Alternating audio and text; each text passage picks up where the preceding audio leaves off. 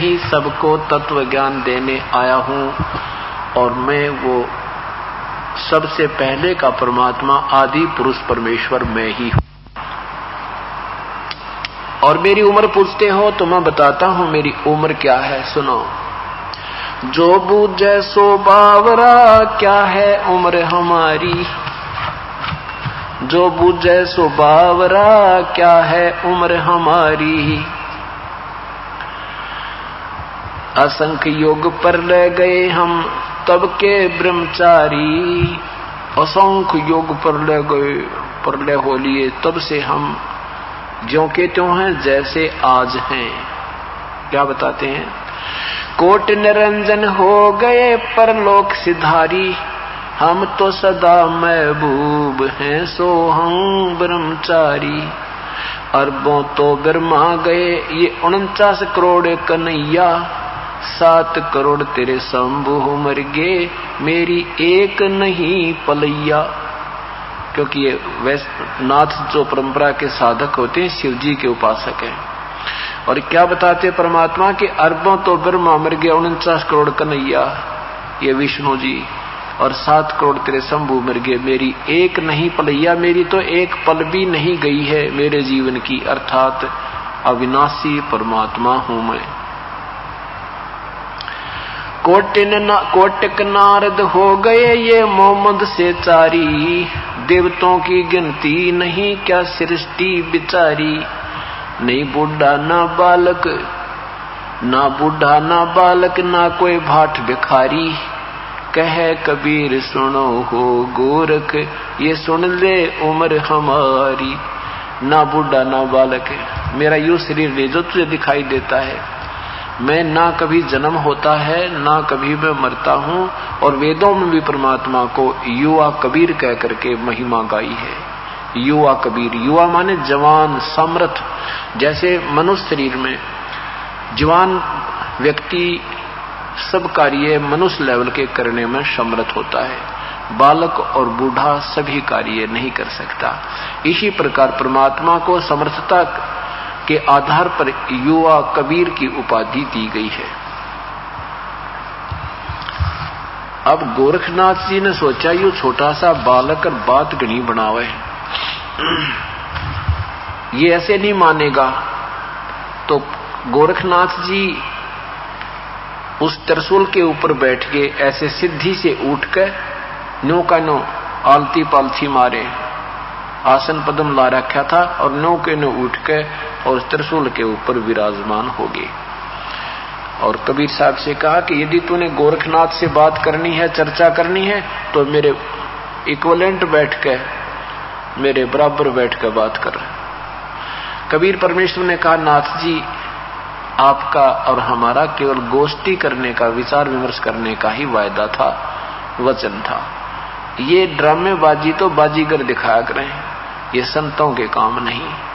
गोरखनाथ जी कहते हैं तुम्हारे पास बातें बातें हैं, यदि तुम्हारे पास कोई शक्ति भक्ति की है तो आओ मेरे बराबर बैठो, नहीं तो चर्चा करना व्यर्थ है, तुम हार गए। परमात्मा ने बहुत कुछ कहा पर वो नहीं माना। परमेश्वर कबीर देव ने क्या किया कि अपनी जेब में एक कुकड़ी डाल रखी थी। कुकड़ी एक धागे की चरखे पर काटा करते, पहले चरखे पर काटते थे, उसकी एक रील बन जाती थी, उसने कुकड़ी कहा करते। वो धागे की, कच्चे धागे की रील जेब में डाल रखी थी जो उनके पास कपड़ा बुनने के लिए आती थी।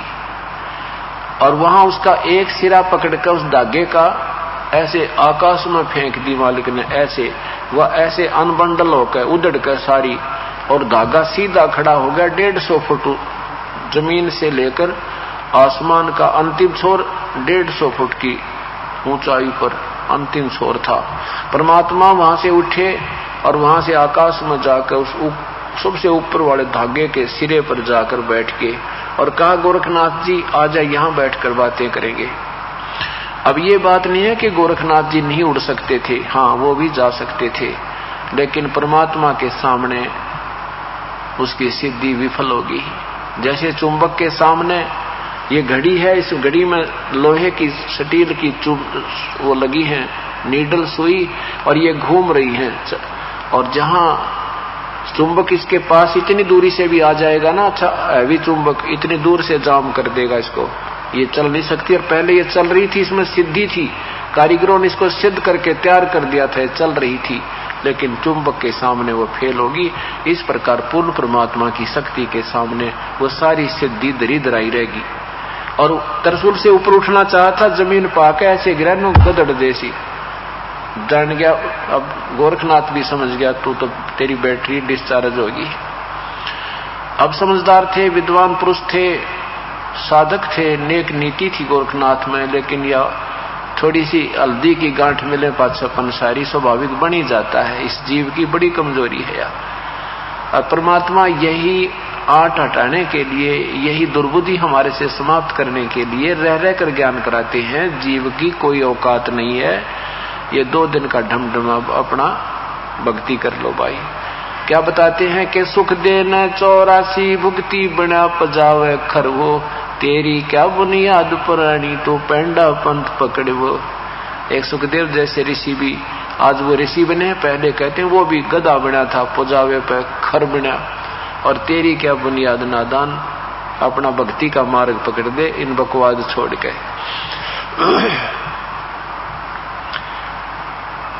अब गोरखनाथ जी ने कहा कि प्रभु नीचे आ जाओ। समझदार था, जान गया। जैसे आपने देखा ना, कई बार पहले पहलवान गुला करते तो समझदार होता था, वो अपने जरा सा भी उसकी कमर लग जाती ना, थोड़ा सा हिस्सा भी, तो मान लेता था मैं हार गया, तू जीत गया। और एक आधा होता था निकम्मा सा, वो कति दे तड़ुआ का मान्या करता, ये 6 बजे टेक ले, फिर भी नो कई का फिर आ जा। तो ऐसे तो बेवकूफ होते हैं, मूर्ख होते हैं, उनसे तो बातें चर्चा करना भी अनजान ही पड़ा होता है। और जो समझदार होते हैं वो तुरंत मान जाते हैं कि तेरे काबू से बाहर है, क्यों खाम का सिर फड़वाया। तो ऐसे उस गोरखनाथ के समझ में आ गई कि ये कोई आम व्यक्ति नहीं, यानी तेरे सामने टिकने वाला इस पृथ्वी पर आज आदमी नहीं था, आज कोई साधक नहीं था, क्योंकि सिद्धों में गोरख बड़ा। तो कहा प्रभु नीचे आ जाओ, आ जाओ मालिक, आपसे 2 बात करूंगा। नीचे आ गए भगवान। आका भाई बोल। अब फिर मन में खरपतवार रह गया कि कहीं तू वैसे ही इसको भगवान मान बैठे, गुरु बना ले, एक और परीक्षा ले ले। एक सिद्धि और थी उसके पास, एक सिद्धि आकाश से उड़ जाई, एक सिद्धि जल पैर न लाई, एक सिद्धि कुछ खाव न पीवे, एक सिद्धि जो बहु जुग जीवे। और ऐसी 24 सिद्धियां होती हैं। एक सिद्धि गुप्त छिपाई, एक सिद्धि 5 तत् नीरम, एक सिद्धि जो बजर से ईरम। तो गोरखनाथ के पास एक हल्दी की गांठ और थी, एक सिद्धि और थी, वो दूसरा रूप बना लेता था। गोरखनाथ जी ने कहा कि एक मैं आपकी परीक्षा और लूंगा, फिर मैं आपका शिष्य बन जाऊंगा। परमात्मा बोले चल वो भी कसर काट ले, चल मेरे साथ। कहा कि ये साथ में गंगा बह रही है, यहां किनारे चलो। कबीर साहब भी, गोरखनाथ भी, रोज साहब, वो दर्शक भी वहां पहुंच गए। गोरखनाथ जी ने कहा कि मैं इसमें गंगा में डुबकी लगाऊंगा और मुझे ढूंढ देना। परमात्मा बोले बलका का काम बलका, बच्चों की दिमाग बच्चों वाले चले, अकेले यो भी काम कर ले। तो उसने ऐसे छलांग लगाई, डुबकी लगाई, तो मछली बन गई गोरखनाथ जी। परमात्मा ने वो पकड़ कर मछली और बाहर बैठा दी और गोरखनाथ बना दिए किनारे पर बैठा के। गोरखनाथ जी ने जान लिया भाई भी हो, अब कसर नहीं रही, क्योंकि वो केवल इन्हीं बातों से मानना था कि मुझे सिद्धि में हरा दे कोई, ज्ञान चर्चा तो पाछे सुनो। फिर तब परमात्मा ने उसको कहा गोरखनाथ ये साधना ठीक नहीं तेरी, ये तो तुम काल ने तुम्हें बैटरी चार्ज, तेरी प्रयत्न तेरी परिश्रम से तुझे चार्ज कर रखा है, ये डिस्चार्ज हो जाएगी। और ये तेरी आकाश में उड़ जाने वाली सिद्धि, ये गुप्त छुपन वाली सिद्धि, तो 2 दिन के ढमढमा भाई जैसे आपने देखा होगा चमास्यों में वर्षा के दिनों में चींटियां होती हैं, बिल से बाहर निकल आती हैं, उसमें कुछ पंखों वाली भी होती हैं, और वो पंखों वाली चींटियां उन दूसरी चींटियों की प्रधान होती हैं। वो उन्हें भगवान मानती हैं, ये तो आकाश में उड़ जाती है, पता नहीं कहां कहां चली जाती है। और वो क्या करती हैं, आजकल चमासों के दिनों में, वर्षा के दिनों में बल्लभ के चारों तरफ चक्कर लगाती हैं वो चींटी, पंखों वाली चींटी है। 2 घंटे में उनकी पंख टूट जाए, वो चींटी की चींटी हो जाती है। वो पंख टूट जाती है उनकी, और वो चींटी की चींटी रह जाती है जैसी थी। तो ऐसे ये सिद्धि प्राप्त कर आकाश में उड़ जाते हैं, जो दूसरी सिद्धि प्राप्त कर रहे हैं, ये कुछ दिनों में ये पंख टूट जाएंगे, ये जीव के जीव हो जाएंगे, अर्थात ये अपनी पुण्य कमाई समाप्त करके 84 लाख योनियों में चले जाएंगे। तब गोरखनाथ जी को समझाया, तुम कौन हो, कहां से आए हो, तुम मेरे बच्चे हो। तब गोरखनाथ जी ने पूछा, हे भगवान आप कौन हो, कहां से आए हो? तो क्या बताते हैं, अवधू अवगत से चल आए, कोई मेरा भेद मर्म ना पाया। मेरे विषय में ना तेरा ब्रह्मा जानता, ना विष्णुनाशी, मुझे बड़ी भूत समझे ये सारे। नो कही वैसे ही कोई सिद्ध साध होगा, किसी लोग तो आया होगा। इन ब्रह्मा विष्णु महेश्वर को एक ब्रह्मांड का भी ज्ञान नहीं पूरा, ये कौन कितना के आया है, ये सत्कर मान लेना, क्योंकि हम आध्यात्मिक ज्ञान से बिल्कुल अपरिचित हैं, हमें कोई ज्ञान नहीं है। ये तो परमात्मा आते हैं तब अपना विस्तार विस्तृत एक ज्ञान सुनाते हैं, तब ये जीव उस परमेश्वर पर आकर्षित होता है, इन औरों से मन हट जाता है। अवधू अवगत से चल आया, मेरा कोई भेद मर्म ना पाया। ना मेरा जन्म ना गर्भ बसेरा, बालक बन दिखलाया, काशी नगर जंगल में डेरा, काशी नगर वहां जल कमल पर डेरा, तहां जुलाहे न पाया। मात पिता मेरे कुछ ना ही, ना मेरे घर दासी, जुल्हे का सुत आन कहाया, यो जगत कर मेरी हासी। हे भगवान 5 तत्व का धड़ना मेरा, जानो ज्ञान अपारा, वो सत्य जो सत्य स्वरूपी नाम साहिब का, ओहे नाम हमारा। अदर दीप सतलोक गगन गुफा में, तानिज वस्तु सारा, तेरा ज्योत स्वरूपी अलख निरंजन, वो धरता ध्यान हमारा। हाड चाम लहोना मेरे, कोई जाने सतनाम उपासी, तारण तरण अभय पद दाता, मैं हूं कबीर अविनाशी। अब क्या बताते हैं कि न तो मेरी कोई माँ है, और न ही मैं किसी माँ के गर्भ में, ना मेरा जन्म ना गर्भ बसेरा, मैं बालक बन दिखलाया, और काशी नगर जल कमल पर डेरा, मैं वहां जुलाहे न पाया। मात पिता मेरे कछु नाही, ना मेरे घर दासी, मेरी कोई पत्नी नहीं है, मैं ना कोई मेरा मात पिता है, और मैं इब्जुलाहे का पुत्र कहलाता हूं। दुनिया मेरा मजाक बना रही है, मुझे मेरा हंसी करती है, और ये समझ नहीं पाते नादान मुझे। कहते हैं सत स्वरूपी नाम साहिब का, सो है नाम हमारा, जो वास्तविक नाम है प्रभु का। कबीर देव वेदों में जिसका वर्णन है, वही मेरा वास्तविक नाम है। मैं वही नाम और वही परमात्मा आज आया हुआ हूं। अधर द्वीप, वहां गगन गुफा में, अधर द्वीप ऊपर के सतलोक में जो प्रवेश करते हैं, वहां एक भंवर गुफा है। तहां निज वस्तु सारा, तेरा ज्योत स्वरूपी अलक निरंजन, वो धरता ध्यान हमारा।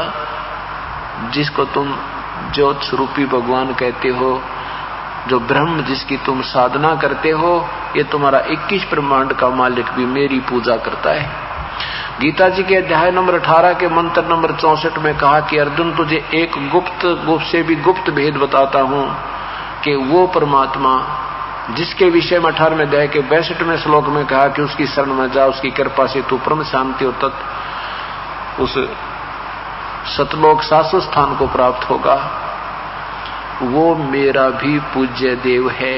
इष्ट में असी दृढ़म इति, यही मेरा भी पूज्य देव है, पक्कम पक्का, नो डाउट, मैं भी उसी की पूजा करता हूं। और यहां वही परमात्मा कहते हैं, तेरा ज्योत स्वरूपी अलख निरंजन दरता जान हमारा। इस बात को सुनकर गोरखनाथ जी बड़े प्रभावित हुए और परमात्मा से उपदेश लिया और अपना कल्याण करवाया। तो क्या बताते हैं, गोरखनाथ सिद्धि में भूला, सिद्धि में भूला, सब कुछ अपने आप को मान बैठा और टूने टामण हांडा फूल्या। टूने टामण मुर्दे तक को जीवित कर देना, सोने का पहाड़ का सोना बना देना, पूरे पहाड़ को सोने में परिवर्तित कर देना, इसको तो भक्ति मार्ग में कबीर परमेश्वर कहते टूने टामण भाई। ये तो लोग रिझावन की बातें हैं, ये भक्ति मार्ग नहीं, ये परमात्मा का वास्तविक तरीका नहीं है।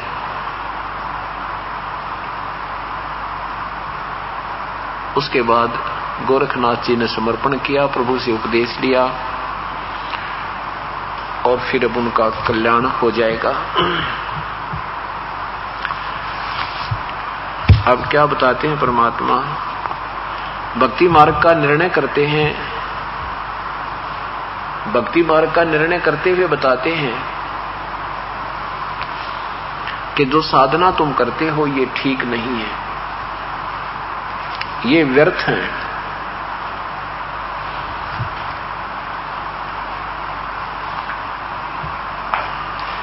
उनके विषय में कैसे ज्ञान देते हैं परमात्मा।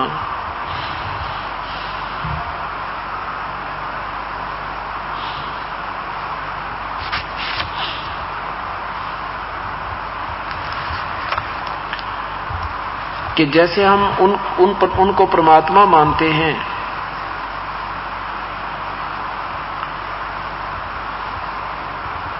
उनको पूर्ण संत मानते हैं, जो राख लपेट रखी हो, घर त्याग दिया हो, जंगल में बैठ गए हो और केवल एक पत्ते का लंगोट बनाकर, केले के पत्ते को बांधकर निवस्त्र रहते हो, फूल फान फल जंगल में खाते हो, तो हम न सोचा करते भाई भगवान तो न्यू मिला, जैसी उस कितनी कठिन साधना संत भगत कर रहा है। परमात्मा कहते हैं पहले तो हमें यही नहीं मालूम कि हमारी पद्धति, पूजा की विधि कौन सी ठीक है कौन सी गलत है। दंत कथाओं से हम आधारित हो गए।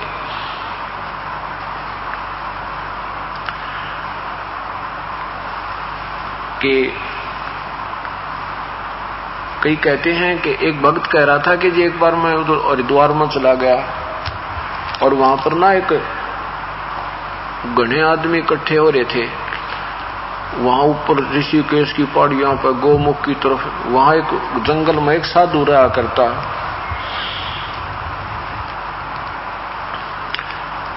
और उसने केवल एक लंगोट बांध कर रहता, केले का पत्ते बांध कर रहता है, निवस्त्र रहता है, गुफा में, पता नहीं जंगल में कित गुफा बना रखी, उसमें घुस जाता है और कभी कभी बाहर निकलता है,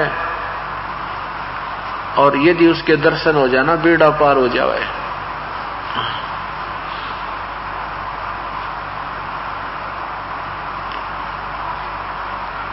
कहने लगे हम 3 दिन तक देखते रहे, नो सुबह भक्तियों से ले जावे और नो देर से देख। एक दिन ना हमने देखा, बस हमने जब उसकी दृष्टि पड़ी तो वो हमें देखते ही वापस हो गया। उसकी मुंह ना देखा हमने महात्मा का, जब मुख देख लेते तो बेड़ा पार हो जाता।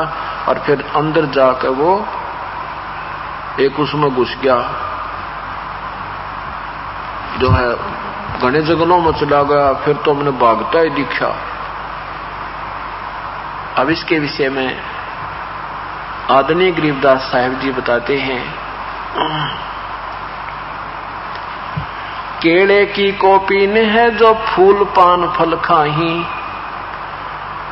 नरक का मुख ना देखते जो बस्ती निकट ना जाही। तुम उनको संत मानते हो कि केले की कोपी एक लंगोट बांध रखा हो और फूल पत्ते फल खाकर अपना जंगल में गुजारा करते हो, और आदमियां ने देख कर भाग जाते हैं, बिदकना माने कभी फड़क कर भाग जाते हैं। कहते हैं ये भक्ति के योग्य नहीं है। वो तो जंगल के रोज हैं, जो आदमियां तो डर कर भाग जा। वो भक्त संत कहाँ हुए जो मनुष्यों बिद के जाही।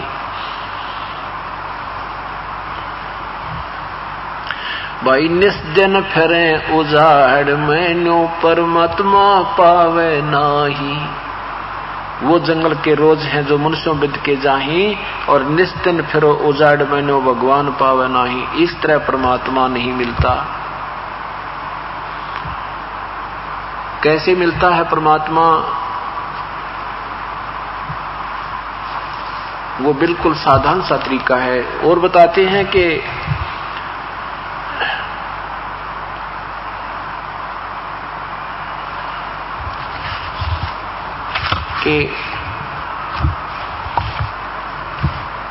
ऊंचे टीले पर बैठकर, आपने देखा होगा ड्रामेबाज आसपास किसी गांव में नगर के बाहर एक ऊंचा सा स्थान देखकर उस पर बैठ जाएंगे, और दूर से देखा भाई धूना ला रखा है, बाबा जी बैठा है, तपस्या कर रहा है।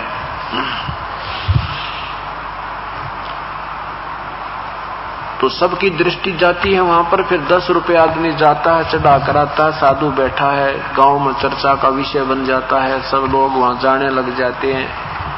तो उनके विषय में परमात्मा कहते हैं ये मानस को ना, ये भक्ति के योग नहीं है।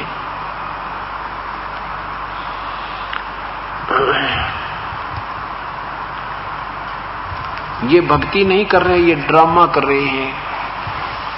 डंब करे डूंगर चढ़े ये अंदर जीनी झूल, जग जान बंदगी करे ये बोए सोल बबूल।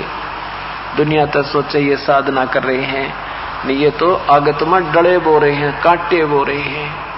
अपना शास्त्र विरुद्ध साधना करके ये साथ अपना जीवन व्यर्थ कर रहे हैं, और साथ में इन अनुयायियों को भी गुमराह कर रहे हैं, इनके ऊपर आकर्षित हो जाते हैं। तो क्या क्या बताते हैं परमात्मा कि जो शास्त्र विरुद्ध साधना है वो बेहदा कहते हैं। बेहदा मीन व्यर्थ, यूजलेस। आदरणीय गरीबदास साहिब जी ने उसको बेहदा कहा है। बेहदा माने व्यर्थ, जिसकी कोई लाभ आत्म कल्याण का नहीं हो सकता।